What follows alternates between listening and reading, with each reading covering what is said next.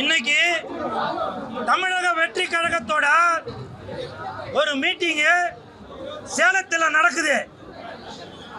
Vijay sir, உங்ககிட்ட ஒரு வேண்டுகோள். நீங்க மீட்டிங் நடத்துங்க, வேணான்னு சொல்லல. ஆனா அத வெள்ளிக்கிழமை அன்னைக்கு நடத்தாதீங்க. இன்னைக்கு வெள்ளிக்கிழமை அன்னைக்கு 10-12 படம் ரிலீஸ் ஆயிருக்கு. நீங்க ஒரு நடிகர், உங்களுக்கு தெரியும் அந்த ப்ரொடியூசரோட வழி என்ன, இயக்குனரோட வழி என்ன அப்படின்றது. நீங்க வெள்ளிக்கிழமை அன்னைக்கு மீட்டிங் நடத்தவும் சோசியல் மீடியா ஃபுல்லா விஜய் வீட்டை விட்டு வெளியில வந்துட்டாரு, விஜய் கார்ல ஏறிட்டாரு, விஜய் ஃபிளைட்ல ஏறிட்டாரு, இப்படி இந்த நியூஸ் சோசியல் மீடியா ஃபுல்லா வந்துட்டு இருக்கு. அப்ப இந்த இன்னைக்கு ரிலீஸ் ஆன வெள்ளிக்கிழமை அன்னைக்கு ரிலீஸ் ஆன இந்த 10-12 படங்களோட நிலைமை என்ன ஆகுறது? சோசியல் மீடியா ஃபுல்லா விஜய் சாரை பத்தியே போட்டுட்டு இருந்தாங்க. இன்னைக்கு ரிலீஸ் ஆன படங்களோட நிலைமை என்ன?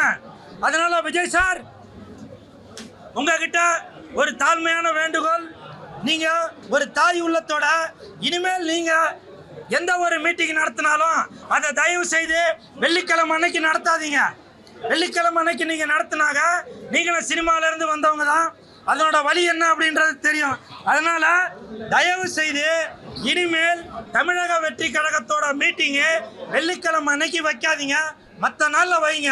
வெள்ளிக்கிழமை அன்னைக்கு நீங்க வச்சீங்கன்னாக்கா சோசியல் மீடியா ஃபுல்லா விஜய் சார் வராரு, விஜய் சார் போறாரு, விஜய் சார் ஃபிளைட்ல ஏறாரு, இறங்குறாரு, கூட்டம் அவ்வளோ வந்துடுச்சு, இதே தான் நியூஸ் ஆகுது. கோடிக்கணக்காக செலவு பண்ணி இன்னைக்கு வெள்ளிக்கிழமை அன்னைக்கு இந்த 10-12 படங்களோட நிலைமை என்ன? ஏன்னா நீங்க சினிமால இருந்து வந்தவர், அதனால உங்களுக்கு எல்லாமே தெரியும். உங்க கூட இருக்கவங்களுக்கு அது தெரியுமா இல்லையான்றது எனக்கு தெரியாது. ஆனால் உங்களுக்கு தெரியும், ஜனநாயகன் படம் ரிலீஸ் ஆகல. அந்த ரிலீஸ் ஆகலன்னா அதோட வழி என்னன்றது உங்களுக்கு தெரியும். அந்த ஜனநாயகன் படத்தோட ப்ரொடியூசரோட வழி என்ன அப்படின்றது உங்களுக்கு தெரியும். இது நான் சும்மா கமெண்ட்ல 4 பேர் கிண்டல் பண்ணுவாங்க, அதுக்காக நான் சொல்ல வரல.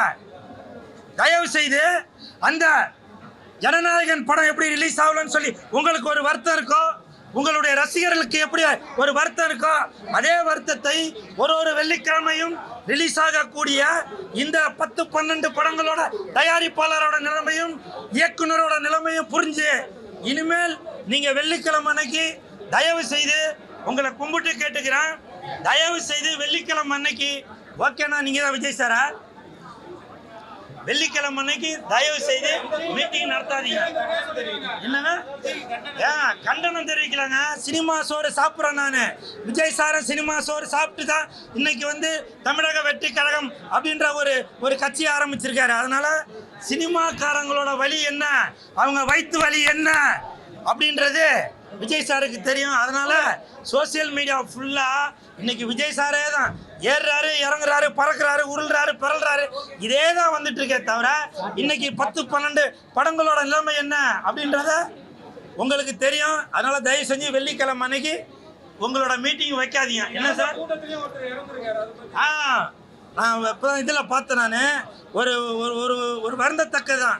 ஆனால் இறந்தவரோட நிலைமை என்னன்னு தெரியல. அவர் உடம்பு சரியில்லாமல் இறந்தாரா, இல்லை ஹார்ட் அட்டாக் இறந்தாரா, இல்லை வேற யாருன்னா செட் பண்ணி இறக்க வச்சாங்களா என்னன்றது தெரியல. இருந்தாலும் தமிழக வெற்றி கழகத்தில் இறந்து போன அந்த தொண்டரா, இல்லை ரசிகரா, இல்லை பொதுமக்களா யாருன்னு தெரியல. அவருக்கு என் ஆழ்ந்த அனுதாபங்களை தெரிவித்துக் கொள்கிறேன். தயவு செய்து நீங்க போற கூட்டத்தில் உங்களுடைய பாதுகாப்பை நீங்க தான் பார்த்துக்கணும்.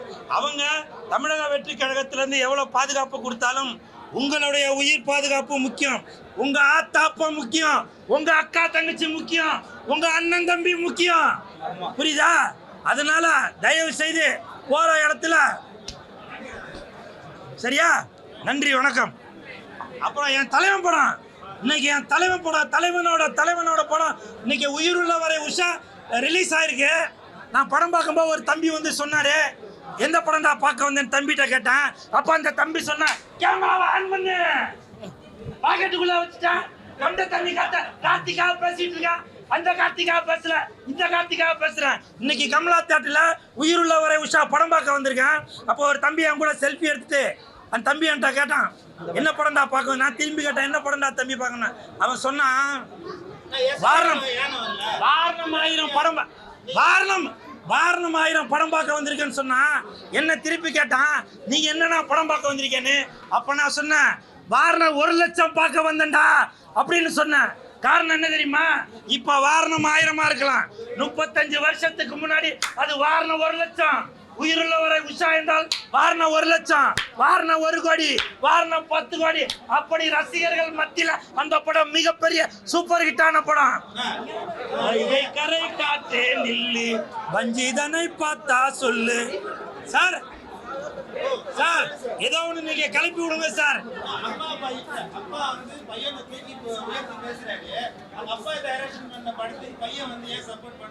இல்ல அவர் வெளிநாட்டுல இருந்திருப்பாருப்பா. அவங்க 2 பேருக்குள்ள சண்டை என்னை வச்சு மூட்டி விடுறீங்களா? நன்றி, வணக்கம். உயிருள்ள விஷா படத்தின் மறு வெளியீடு ரீரிலீஸ் செய்திருக்கக்கூடிய இந்த நாளில் இந்த படம் வெளியாவதற்கு உறுதுணையாக இருந்த அத்தனை என்னுடைய பத்திரிகை துறை நண்பர்களுக்கும் மீடியாவை சார்ந்த அத்தனை தோழர்களுக்கும் என்னுடைய மனமார்ந்த நன்றியை முதலில் நான் தெரிவித்துக் கொள்கின்றேன். முதல்ல நான் இதை சொல்கிறதுக்கு காரணம், நான் இன்னைக்கு ஒரு உணர்வோட ஒரு விதமான ஒரு தெம்போடு இங்கே நிற்கிறேன்னு சொன்னாக்கா, நான் 5ஆம் தேதி பிப்ரவரி மாதம் 5ஆம் தேதி இன்னைக்கு இந்த படத்துடைய ஆடியோ வெளியீட்டு விழாவுக்காக இந்த டிஆர் டிஜி மியூசிக்னு ஒரு மியூசிக் நிறுவனத்தை உருவாக்கியிருக்கேன்.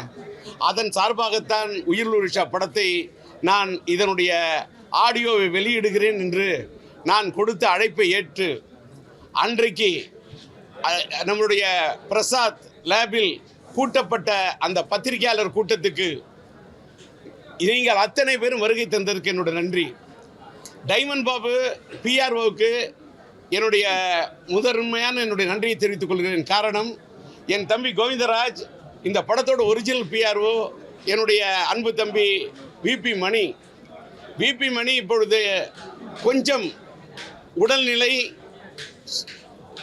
பாதிக்கப்பட்டு இப்போதான் நல்லா இருக்காரு. அவரை நான் சிரமப்படுத்த விரும்பாத காரணத்தால் நான் கோவிந்தராஜ் அவரோட அசிஸ்டண்ட்டு, என்னுடைய அசிஸ்டண்ட் பிஆர்ஓ, என்னுடைய காதல் இதில் ஒர்க் பண்ணேன். நான் கோவிந்தராஜா ஊர் வச்சுருந்தேன். ஆனால் கோவிந்தராஜுக்கு அவர் கையாலேயே செலவு செய்து ஒரு கோயில் கும்பாபிஷேகம் வைத்திருந்த காரணத்தால் அந்த கும்பாபிஷேகத்துக்கு செல்ல வேண்டும் என்று சொன்ன காரணத்தால் நான் கோவிந்தராஜை சம்மதித்து ஊருக்கு அனுப்பி வைத்தேன். ஏன்னு கேட்டால், மனிதனோட ஆண்டவன் தான் மெயின். அந்த ஆண்டவனுடைய கோயிலுடைய கும்பாபிஷேகம் அனுப்பிச்சு வச்சேன். ஆனால் அவர் இல்லாத இடத்தை உடுக்கை இழந்தவன் கை போலே அங்கே இடுக்கன் களைவதாம் நட்பு என்று சொல்வதை போல என்னுடைய அன்பு நண்பன் சிங்காரவேலு சினிமா எக்ஸ்பிரஸில் பணியாற்றிய என் அன்பு நண்பர் சிங்காரவேலும் டைமண்ட் பாபுவும் ஓடி வந்து எனக்கு என்னுடைய பத்திரிகையாளர்களையும் மீடியா நண்பர்களையும் தொடர்பு கொள்வதற்கு உறுதுணையாக இருந்து இந்த படத்தை ரீரிலீஸ் பண்ணுறேன். நான் ரொம்ப சாதாரண ஆள் சார், நான் ரொம்ப சின்ன ஆள் சார். எனக்கு ஒரே ஒரு பலம், எனக்கு என்னுடைய மேலே இருக்கக்கூடிய ஆண்டவர்கிட்ட இருக்கக்கூடிய செல்வாக்கு, அவ்வளோதான் சார் என்னுடைய பலம். அந்த பலத்துக்கு பிறகு எனக்கு பெரிய பக்க பலம், என்னுடைய தக்க பலம் சும்மா இது வார்த்தை விளையாட்டுலாம் இல்லை. இந்த மீடியா நீங்கள் இருக்கக்கூடிய திசையை பார்த்து என்னோட முதற்க நன்றியை தெரிவித்துக் கொள்கிறேன். இங்கே இந்த மாதிரி கசமுசா சத்தம், இதை மீறி நான் இங்கே பேசணுமா அப்படிங்கிறதுக்காக தான் நான் யோசித்தேன். நான் அதுக்காக வேற இடம். ஆனால் நான் இன்னைக்கு கமலா தேட்டரில் இந்த ஃபங்க்ஷன் வைக்கிறதுக்கு காரணம், இதே அரசன் படத்துக்கு அன்னைக்கு அதோட முன்னோட்டத்தை வெளியிட்டப்ப நான் இங்கே வந்தேன். பயங்கரமான க்ரௌடு, அந்த எஸ்டிஆர் ரசிகர்களுடைய சத்தம். ஆனால் அன்னைக்கும் நான் கமலா தேட்டருக்கு வர வேண்டும் என்று என்னை அன்புடன் வரவேற்று எனக்கும் என்னுடைய பையனுடைய எஸ்டிஆருடைய படத்துக்கு அவ்வளவு ஆதரவு கொடுத்த நம்முடைய கமலா தேட்டர் திரையரங்கத்தின் உரிமையாளர், அவங்க தாத்தா காலத்திலேருந்து அவங்க அப்பா காலத்தில் இந்த எல்லாரும் எனக்கு நண்பர். ஆனால் இன்னைக்கு இளைய தலைமுறையாக இருக்கக்கூடிய விஷ்ணு எனக்கு இன்றைக்கு தோள் கொடுக்கிறார் என்று சொன்னால் வார்த்தை கிடையாது. அவருக்கு என்னோட நன்றி. எஸ்டிஆருக்கு அவர் கரம் கொடுக்கலாம், அவர் எஸ்டிஆரை விரும்பலாம். ஆனால் அங்கிள் என்று என் மீது எஸ்டிஆரோட அப்பா டிஆர் என் மேலே இவ்வளோ பாசம் காட்டுறாருன்னா, நான் இந்த தலைமுறையில் உள்ளவர்களிடமும் நான் ரீச் ஆகிருக்கிறேன்னா இதற்கு நான் நன்றி சொல்கிறேன் ஆண்டவன்கிட்ட. ஏன்னா இந்த தலைமுறையில் இருக்கக்கூடிய இப்போ இங்கே கூல் சுரேஷ்க்கு கூட வந்திருக்காரு. இன்றைக்கி இந்த படத்தில் நடித்த என்னுடைய படத்தில் நான் வேறு கதாநாயகியெல்லாம் நான் அழைக்கல சார். என் படத்தில் நடித்த நளின நாயகி நளினி தான் சார் வந்தாங்க. அவங்க தான் வந்தாங்க. எனக்கு நான் தான் ஒன் மேன் ஆர்மி நின்றுக்கிட்டு இருக்கேன். 38 நாள் கஷ்டப்பட்டு இந்த படத்தோட சவுண்டில் ஒரு புது நாவல்ட்டி பண்ணணுன்னு டிஜிட்டலாக என்னென்ன பண்ண முடியுமோ அத்தனையும் பண்ணேன். கிட்டத்தட்ட படத்தோட அத்தனையும் பாட்டி ரீஒர்க் பண்ணேன்.